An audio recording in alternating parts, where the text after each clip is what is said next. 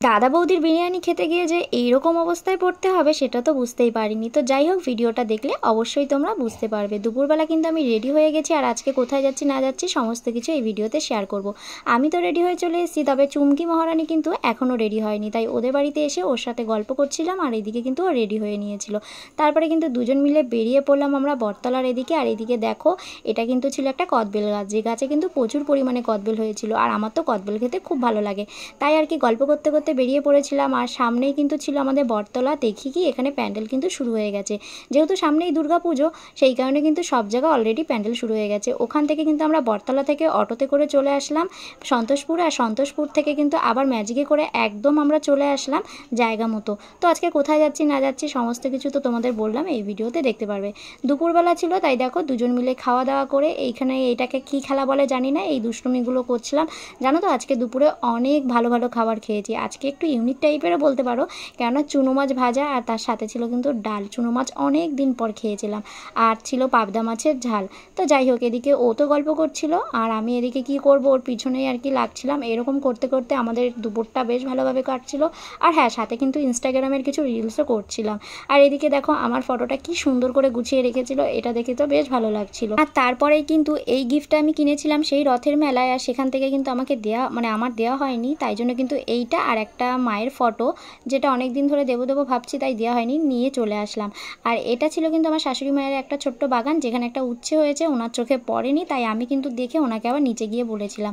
আর এখানে দেখো কত সুন্দর ফুল, এটা হচ্ছে দোপাটি ফুল গাছ, আর তারপরে এক একটা করে তো অনেক রকম ফুল গাছ এখানে চম্পা এসছে, চম্পা ফুলও ফুটেছে, চম্পা ফুল। আর এখানে দেখো ছোট্ট করে বাগানটা বেশ সুন্দর সুন্দরভাবে সাজিয়ে রেখেছিল। আর এটা ছিল কিন্তু একটা সাদা নীলকণ্ঠ। এখান থেকে কিছু বীজ আমি তুলেছিলাম, জানো তো আনতে ভুলে গেছি, ওখানে রেখেই চলে এসেছি, পরে দেখছি আর অনুভব করছিলাম। আর এটা ছিল কিন্তু একটা জোয়ান গাছ, যেটার গন্ধটা এতটাই সুন্দর কি বলবো। তো তারপরে এখানে দেখো আমরা ফটোশ্যুট করে নিয়েছি, আর তারপরেই কিন্তু এখানে আমরা আর কি মজা টজা করছিলাম। সন্ধ্যাবেলার থেকে কিন্তু এইসব খেলা টেলা করতে করতে আমাদের বেশ সময়টা ভালোই কাটছিল। আর এইদিকে দেখো সন্ধ্যাবেলা কিন্তু গরম গরম চা নিয়ে চলে আসলো শাশুড়ি মা, তারপরে সেটা আমরা খাওয়া দাওয়া করে কিন্তু বেরিয়ে পড়েছিলাম একদম ব্যারাকপুর স্টেশনে। ব্যারাকপুর স্টেশনে এসে কিন্তু আমরা একদম ওভারব্রিজটা পার করে চলে গেছিলাম কিন্তু দাদা বৌদির হোটেলে। আর এখানে দেখো যেহেতু গেটটা বন্ধ ছিল, আমরা কিন্তু প্রত্যেকে ঠিক এইভাবেই পার হয়েছিলাম। আর এইভাবে ঠিক আছে কেমন লাগলো?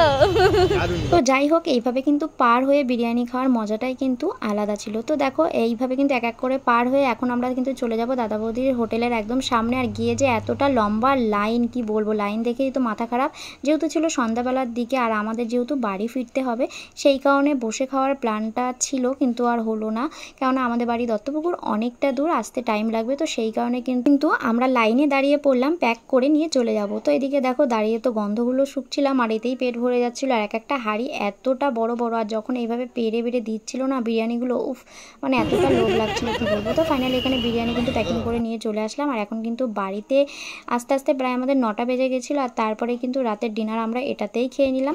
তো এখানে 2 প্লেট বিরিয়ানি ছিল, তো সেটাই কিন্তু দুজনে মিলে, মানে দুজনে না 3জনে মিলেই খেয়েছিলাম। আর বিরিয়ানিটা খেতে কিন্তু দারুণ ছিল। আর এইটা ছিল কিন্তু একটা ধনেপাতার চাটনি, যেটা আমার অলমোস্ট সবসময় ফেভারিট, তো এটাও খেয়েছিলাম। আর এটা আমি যে ফেলে দিয়ে কি করেছি দেখো, এই যে রুমা, এটাই রুমা, এই যে বেশি এক্সাইটমেন্টে ও চাটনিটা ফেলেই দিল।